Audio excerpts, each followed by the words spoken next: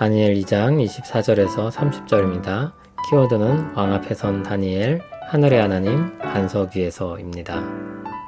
이에 다니엘은 왕이 바벨론 지혜자들을 죽이라 명령한 아리옥에게로 가서 그에게 이같이 이르되 바벨론 지혜자들을 죽이지 말고 나를 왕의 앞으로 인도하라.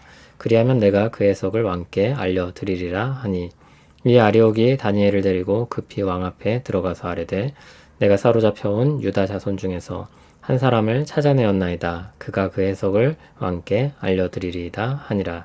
왕이 대답하여 벨드사살이라 이름한 다니엘에게 이르되 내가 꾼 꿈과 그 해석을 내가 능히 내게 알게 하겠느냐 하니, 다니엘이 왕 앞에 대답하여 이르되 왕이 물으신 바 은밀한 것은 지혜자나 술객이나 박수나 점쟁이가 능히 왕께 보일 수 없으되 오직 은밀한 것을 나타내실 이는 하늘에 계신 하나님이시라. 그가 느부갓네살 왕에게 후일에 될 일을 알게 하셨나이다. 왕의 꿈 곧 왕이 침상에서 머릿속으로 받은 환상은 이러하니이다. 왕이여, 왕이 침상에서 장래일을 생각하실 때 은밀한 것을 나타내시는 이가 장래일을 왕에게 알게 하셨사오며, 내게 이 은밀한 것을 나타내심은 내 지혜가 모든 사람보다 낮기 때문이 아니라 오직 그 해석을 왕에게 알려서 왕이 마음으로 생각하던 것을 왕에게 알려주려 하심이니이다. 아멘. 다니엘이 아리옥을 통해 왕 앞으로 나아갑니다. 아리옥은 마치 다니엘을 자신이 찾아낸 것처럼 포장하고 있습니다. 권력자 앞에서 주목을 받기 위해 그렇게 자신을 꾸미는 것은 흔한 일입니다. 그보다 그가 말하는 내용이 중요한데, 그는 다니엘을 사로잡혀온 유다 자손 중 한 사람이라고 소개합니다. 앞에서 다른 바벨론 지혜자들이 뭐라고 했었습니까? 2장 10절을 보면 갈대아인들의 역사에서 그러한 요구를 한 왕이 없었다고 했습니다. 바벨론 안에 없는 것입니다. 바벨론 역사 안에 없는 것입니다. 그럼 마땅히 눈을 바깥으로 돌리게 되는 것입니다. 그렇다면 바벨론 바깥에는 답이 있을까? 다니엘은 그런 기대감을 주는 사람입니다. 느부갓네살 왕 앞에 그렇게 소개되고 들어가고 있는 것입니다. 왕은 기대감을 가지고 바벨론이 아닌 이방인 다니엘의 이야기를 들으려고 했을 것입니다.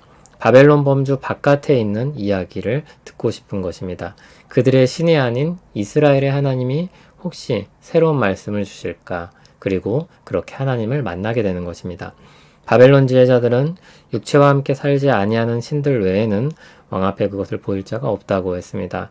바로 그분, 그 실체가 이제 다니엘을 통해 드러나는 것입니다. 벨드사살이라 이름한 다니엘에게 이르되 내가 꾼 꿈과 그 해석을 내가 능히 내게 알게 하겠느냐고 26절에서 말했습니다. 자신이 믿는 신의 이름으로 또 강제로 이름을 바꿨던 그 왕이 다니엘에게 묻고 있는 상황입니다. 상황이 전세가 역전된 것입니다. 27절을 보면 다니엘은 분명히 선을 긋고 시작합니다. 왕의 꿈과 해석, 그 은밀한 것은 바벨론의 그 누구도 보일 수 없다고 했습니다. 그리고 28절을 보면 오직 그 은밀한 것을 나타내실 이는 하늘에 계신 하나님 외에는 없다고 했습니다. 그리고 하나님의 지혜와 계시로 나아간 다니엘이 하나씩 꿈과 그 의미를 풀어냅니다.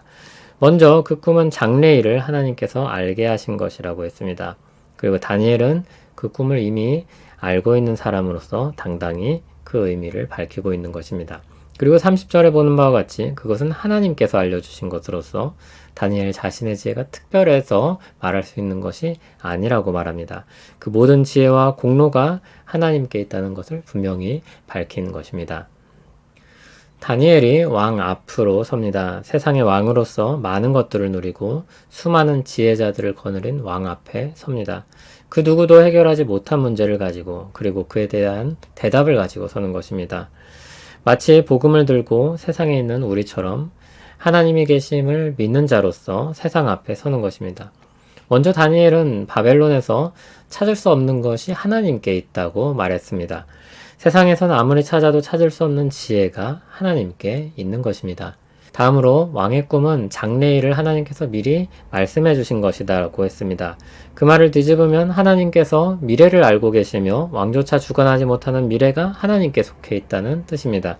이 세상에 그 누구도 알 수 없는 미래를 하나님께서 아시며 주관하시는 것입니다. 끝으로 다니엘은 자신의 지혜가 아니라 하나님의 지혜로 말한다고 하고 있습니다. 그는 예측하는 사람이 아닙니다. 한 해를 돌아보고 여러 가지를 살피면서 내년 전망을 내놓는 사람이 아닌 것입니다.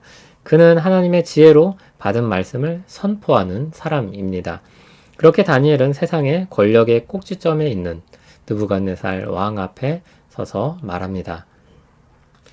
우리는 살면서 수많은 사람들을 만납니다. 세상을 만나는 것입니다. 모든 신자가 그렇습니다. 그러나 세상은 끊임없이 우리에게 말하려고 합니다. 설득력 있는 세상의 말들을 듣고 세상의 원리를 따르라는 압박을 합니다. 그런데 그렇게 자신들의 길을 자신하다가도 그 길이 막혀서 도저히 열린 길을 찾을 수 없고 헤매고 방황하고 괴로울 때가 있습니다. 그게 느부갓네살 왕의 처지입니다. 그리고 우리 곁에 있는 수많은 사람들이 겪게 될 현실입니다. 우리는 하나님에 대한 믿음이 있습니다. 그리고 할 말이 있습니다. 해줄 수 있는 말이 있습니다. 우리가 준비할 말이 있다면, 우리가 해줄 수 있는 말이 있다면 그것은 복음 외에 다른 것이 아닐 것입니다. 역사의 주관자이신 하나님께서 우리를 사랑하셔서 구원자 예수 그리스도를 보냈다는 기쁜 소식입니다.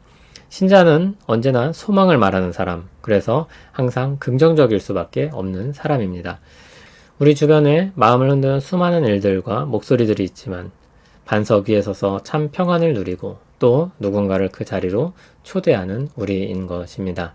주님의 은혜와 사랑과 평안과 기쁨이 있기를 소원합니다. 하나님, 바람이 참 많이 붑니다. 날이 차가워졌습니다. 우리 건강을 지켜주시옵소서. 또한 우리 마음도 지켜주시옵소서.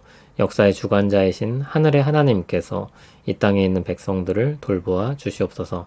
예수님 이름으로 기도합니다. 아멘.